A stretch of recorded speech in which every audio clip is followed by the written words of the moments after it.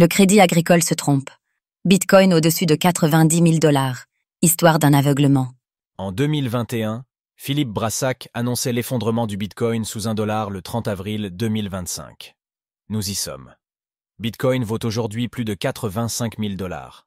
L'histoire donne tort, une fois de plus, aux banquiers. Bitcoin confirme sa résilience, là où les institutions financières s'enlisent dans des analyses dépassées et des certitudes obsolètes.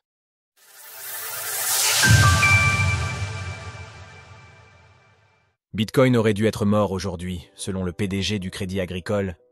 La première fois que Bitcoin a été déclaré mort remonte au 15 octobre 2010 par un internaute surnommé The Underground Economist, alors qu'un BTC ne valait que quelques centimes.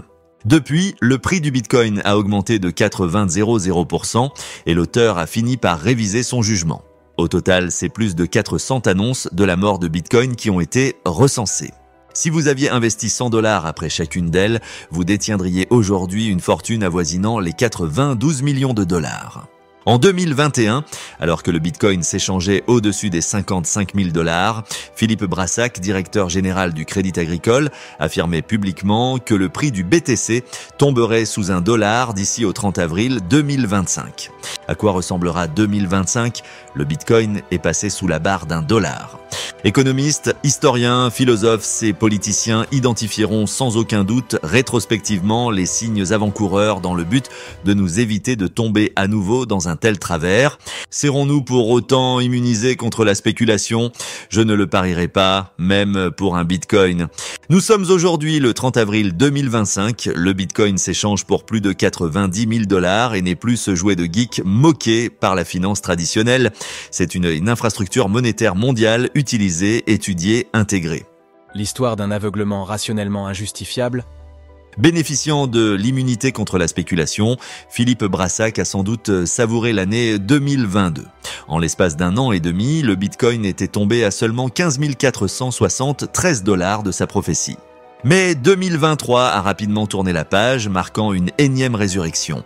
La faillite de plusieurs banques états-uniennes a ravivé la peur d'un risque systémique mondial. Le Bitcoin a bondi, retrouvant les 27 000 $ abandonnés quelques mois plus tôt avant de finir l'année à 42 000 $. En 2024, tout s'est accéléré. Le lancement des ETF Bitcoin Spot a marqué un tournant.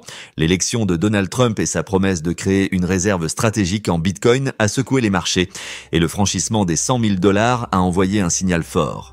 Bitcoin n'a jamais été aussi solide qu'aujourd'hui. Le hash rate, indicateur de la sécurité du réseau, atteint des sommets. 60 000 à 100 000 nœuds vérifient et relaient les transactions en simultané à travers le monde. Le BTC est utilisé pour des paiements entre entreprises censurées par l'Occident. Le minage est adopté par des États et villes pour se chauffer et stabiliser leur réseau électrique. Enfin, Bitcoin est désormais intégré par les institutions via les ETF aux États-Unis, les ETP en Europe, ou encore directement en fonds propres par des entreprises comme Strategy, Metaplanet ou GameStop qui y voient une réserve de valeur stratégique. Sources: Bitcoin Death's l'opinion. Retrouvez toutes les actualités crypto sur le site cryptost.fr.